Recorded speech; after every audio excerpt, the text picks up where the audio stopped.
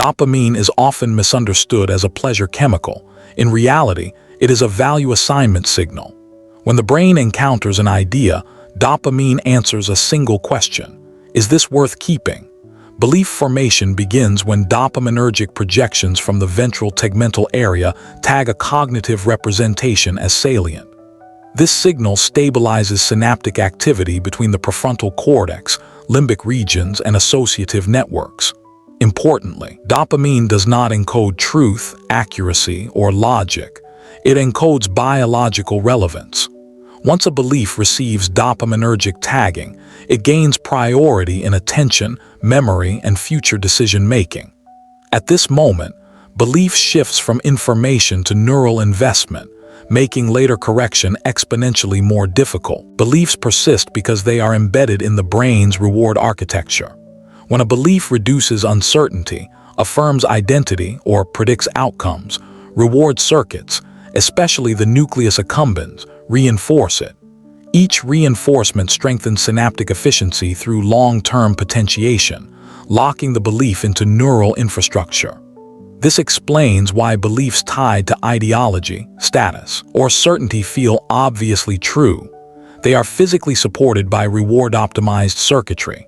From a systems perspective, challenging such beliefs threatens reward stability, triggering resistance rather than reflection. Thus, belief defense is not stubbornness. It is neural homeostasis, protecting dopaminergic equilibrium within the brain's reward system. Repetition is more powerful than evidence because dopamine learns statistically, not logically. Each repeated exposure to a belief, regardless of accuracy, produces incremental dopaminergic reinforcement. Over time, this conditioning converts a flexible idea into a dominant neural pathway. Competing interpretations weaken due to underuse, while the reinforced belief gains processing fluency, speed, and confidence. This is why misinformation thrives in high-repetition environments. The brain interprets familiarity as validity.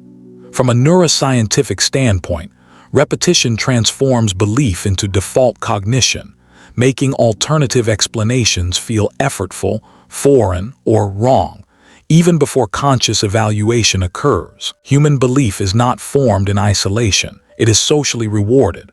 Social approval triggers dopaminergic release, binding belief to belonging. When others affirm a belief through agreement, status, or visibility, the brain interprets this as adaptive success. Dopamine then reinforces not only the belief itself, but the social identity attached to it. This creates a powerful coupling. Rejecting the belief now risks social pain.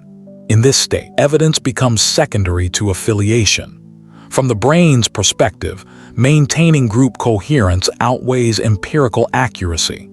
Thus, many belief systems persist not because they are convincing, but because they are socially rewarded neural habits. When beliefs are repeatedly rewarded, they develop inertia. Dopamine-reinforced circuits become metabolically efficient and structurally dominant, while alternative pathways degrade. This creates asymmetry.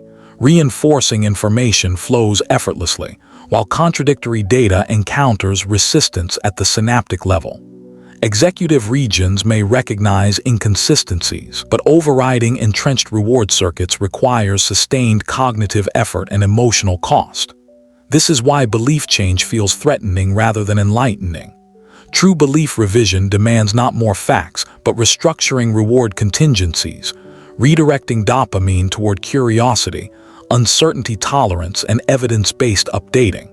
Without this, beliefs remain neurologically protected, regardless of accuracy.